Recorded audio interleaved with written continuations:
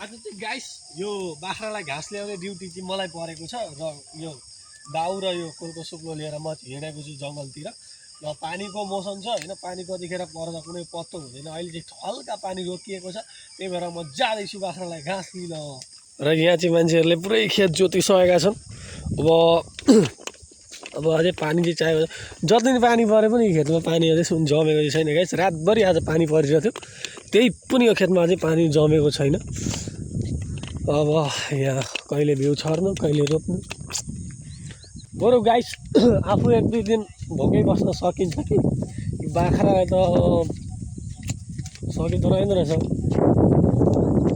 हे झुल्दाखेरि तिमीलाई हेरौँला, हेरौँला फुलै टिपी तिमीलाई सजाउँला। हालीमा म हिँडिरहेको छु र हिँड्दा हिँड्दै कहिलेकाहीँ चाहिँ यस्तो सानोतिनो सागर पनि पार हुनुपर्छ। र फाइनली अहिले चाहिँ गाइस म यहाँ जङ्गलमा आइपुगेको छु र यो घाँस काट्न थालेँ।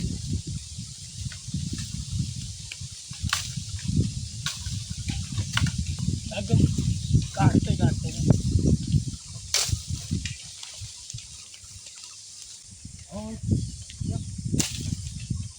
कस्तो भुत्ते जाऊ गाइस।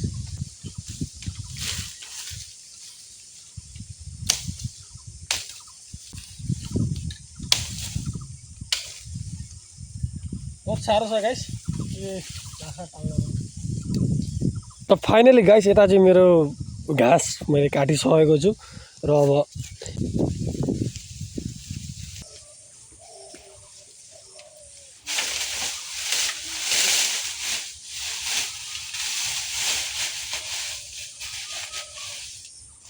फाइनली गाइस मैले यता ल्याएर हालिदिइसकेको छु बाख्रालाई चाहिँ।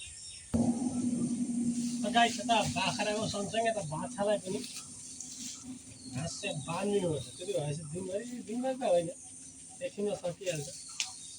अलिकति बुढी भयो।